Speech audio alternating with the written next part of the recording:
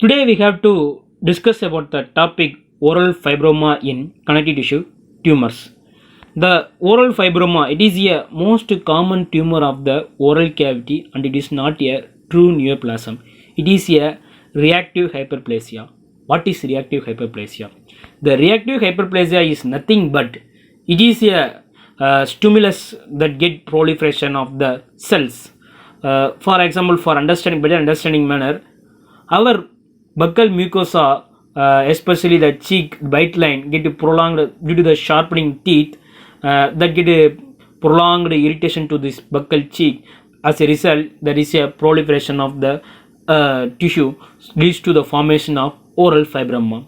How the fibroma occur? There is a chronic irritation. As a result, inflammatory cells are get activated. These inflammatory cells stimulate the fibroblast synthesis and collagen synthesis too. So as a result, increase in collagen synthesis and fibroblast cells leads to the formation of fibrocytes and the increase in the tissue growth. As a result, there is a formation of tumor, that is oral fibroma. In clinical features, occurs anywhere in the mouth. At the same time, it is most commonly seen in the buccal mucosa along the bite line, because this area is consequently affected, consequent biting in this area. As a result, formation of trauma, the trauma leads to the formation of this fibroma. And also seen in the labial mucosa, tongue and gingiva, also the common site. It is the pre-existing form of pyogenic granuloma. What is pyogenic granuloma? Pyogenic granuloma is nothing but it is a, there is increase in the blood vessels of the tumor is seen in anywhere in the body. For example, it is also seen in the hand and also seen in the oral cavity. It is appears a smooth surface pink nodule and similar to the surrounding colors. Because of this smooth and shiny surface, and the color is look like that oral mucosal surfaces. It is like similar to that oral environment is like oral environment conditions. The sometimes the surface area is hyperkeratosis due to that chronic irritation or ulceration in this area. As a result, there is a formation of hyperkeratosis. Histologically, there is a bundle of interlacing collagenous fibers and interspread with the varying number of fibroblasts or fibroblasts and small blood vessels also seen. Because of the stimulation of the inflammatory cells, as a result, there is a formation of increase in fibroblast.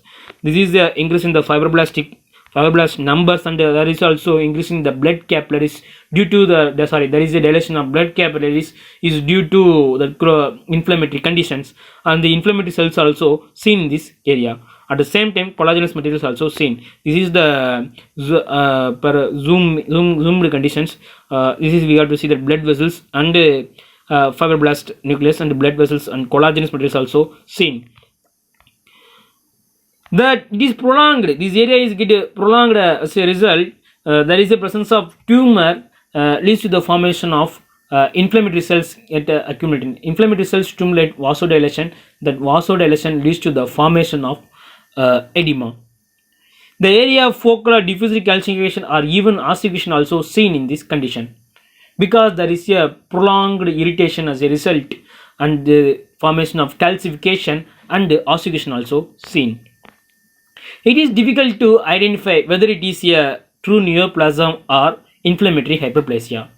It is very difficult, identifying only by whether there is a removal of the stimulus, which tissue get proliferate. That tissue is a true neoplasm. Which tissue does not get proliferate, does not get developed, it get only regress. That is a inflammatory hyperplasia. That is oral fibroma. Surface is made up of stratified squamous epithelium. All the oral epithelium, the oral epithelium is made up of stratified squamous epithelium. So it is a stratified squamous epithelium. And shortening or flattening of retipex also seen. The retipex are nothing but it is interlocking mechanism of the connective tissues to the cells. It is protect the tissue from the shearing. Mostly the inflammatory cells or inflammatory condition of the tumor, there is a absence of the retipex in most condition. Mostly there is a absence of retrieprux in the inflammatory condition of the tumor. There is a treatment is conservative surgical excision is needed because it is necessary. Recurrence is because of the recurrence is rare. This is only it is a stimulatory condition. There is a formation of the tumor, so there is no need to wide excision.